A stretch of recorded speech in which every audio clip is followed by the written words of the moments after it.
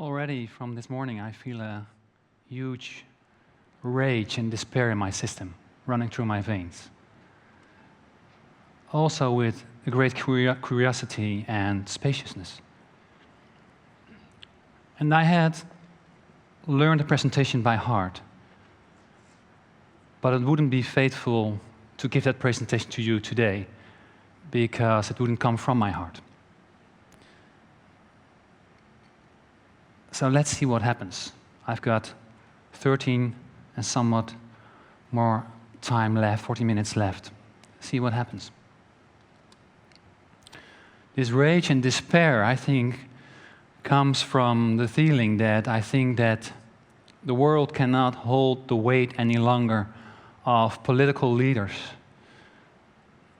that can contain their self-hate and project their hate towards others. The world cannot hold the weight any longer of business leaders that can contain their self-esteem and try to compensate that with narcissism and greed. I think today's world cannot contain the weight anymore of religious people that are reading their prophet's words with blurry eyes, reading hate where love was once written. This is not about Mr. Trump or Mr. Wilders or about terrorism. This is about you and about me. This is about feelings we have to contain ourselves in order to create a world of common growth, a world where we can learn and grow together.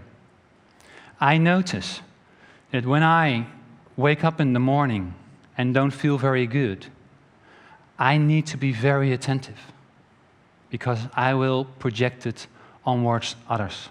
If I feel that I lack something, that day I will eat a lot, I will buy a lot in order to fill that lack. I am no different than Mr. Wilders, than Mr. Trump, or than a terrorist. I have that also in myself, and I've hurt people. I think we can live in a world where we can grow together, where we can learn together. But we can only do that if we bring to light our darker sides. If we realize a fundamental truth, which is that we are not separated from each other, but that we are all connected. If we think we are separated, we think we have to defend ourselves towards others and towards the world, and then a whole bunch of strategies will arise that leads to fear, greed, oppression, aggression, just as we see happening today in our world, and probably has been throughout history to some extent, to some degree. Only this time, a growing group of people is becoming aware, becoming conscious, that if we don't cast this illusion of separation aside, our species soon will die. I like to explore 3 ideas that would make it possible to experience that all-connectedness. 3 ideas that make it possible to think and act wholesome, naturally focus on common growth. 3 ideas that are founded, rooted in 3 words: learning, education, and school. The original meaning of learning in Old German comes from Leis, which means following the track. Reality is always changing. There is not one moment in our lives that's completely the same. Scents, sounds, colors, sensations in our body, the way we react to those sensations, the way we interact with each other, not one single moment is the same. Reality is like a track we follow. Though we don't seem to realize it anymore. In my education and my learning, I try to download as much information as possible in order to capture reality, in order to philosophize or to conceptualize reality.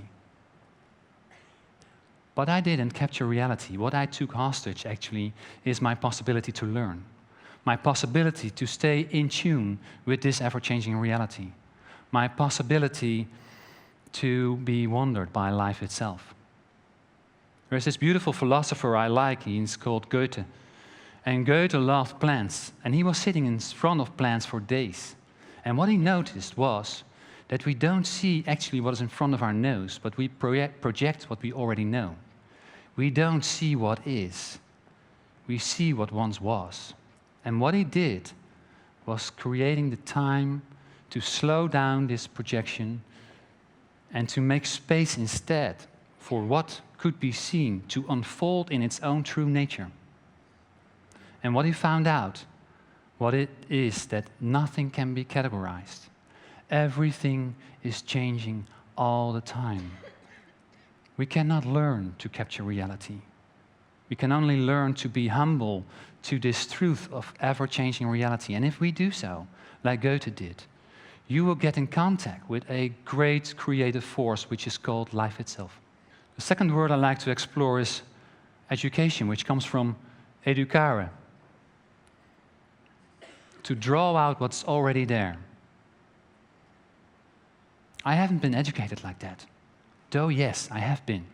But after school, I was invited by my teacher economics to join in his fascination reading Jan Wolkers, which is a famous writer in the Netherlands, who's also a sculptor, and who wrote like a sculptor, strong words, opening up new dimensions to me. And we were discussing about the fragments I liked. What do they tell you about your own agonies and fears? What do they tell you about your escape strategies? And he encouraged me to write short stories about these themes in order to explore those sensations and emotions in myself, which was a liberation, because my professor in literature hated the short stories I wrote because of my bad grammar. Well, this economics teacher saw something in me. He saw my fascination for writing despite my bad grammar, and his encouragement inspired me to learn grammar in a very easy way. Now, not coming from lack, but coming from inspiration. And I'm very grateful for him, because 2 years ago I wrote my first novel, and the next one is coming out in October. Socrates had a system that resonates with how my teacher did this.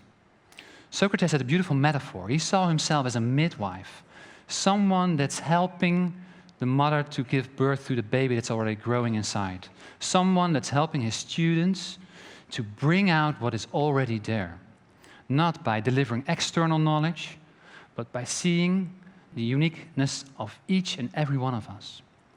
And Socrates knew that the only thing that was needed was trust, attention,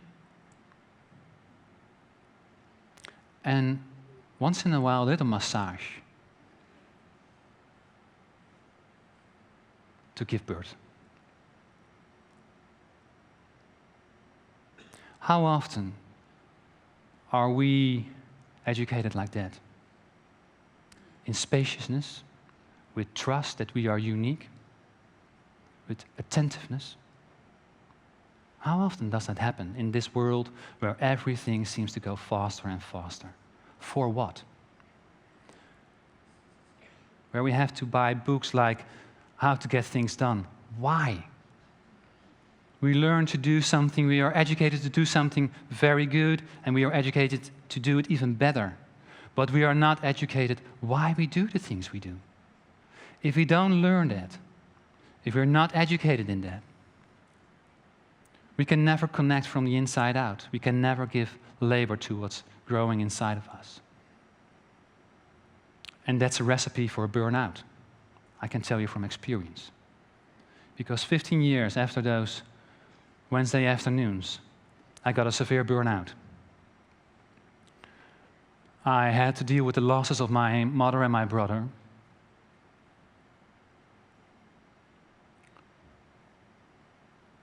But somehow I felt strong and vital until I fainted in group of an audience like this.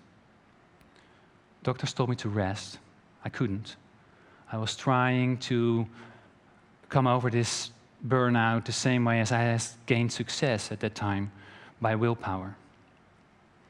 creating more panic attacks. Then I met a young martial artist. He was 17 at the time. And he said, I want to help you out. The only thing you have to do is do nothing. Do nothing. Stand in one simple position. It's a position that's educated in martial arts, and it's called Wuqi. And Wuqi actually means being connected with the eternal. I trained with him for 7 years. First 1 hour, later on 7, 8 hours, just standing, one position, doing nothing. And in that position, everything that disturbed the connection between me and this eternity, this source of life, was coming up. Suppressed feelings of anger and sadness because of the losses of my mother and brother came up. And my nervous system could rejuvenate. Stories came up about who I thought I was. I thought I was an empathetic guy. But that empathy came from fear. I was raised in a family where I had to tune in to my father in order to feel safe. That strategy I used long after I left my home. I used it for everyone I encountered. I was not interested in people. My empathy was used as a way to feel safe, was based on egotism and fear. And I realized that my whole identity, everything I thought I was actually fear-based. All these stories came up in this position, and this mentor, that I'm very grateful for him being in my life, stripped them bare until there was nothing left, nothing at all. I stood naked in front of reality, without a concept, without an idea, without a philosophy. And a huge shift in my consciousness happened. Suddenly I felt that everything is connected. I felt it in every cell of my body. I know we can create a world of common growth. I know we can learn and grow together. I don't think we have to change systems for that. I've never met a system. I've only met people. I don't think I can change other people. I do think I can change myself. And from this all-connectedness, I know that if I change myself, I will change everything. Because I'm not in the world.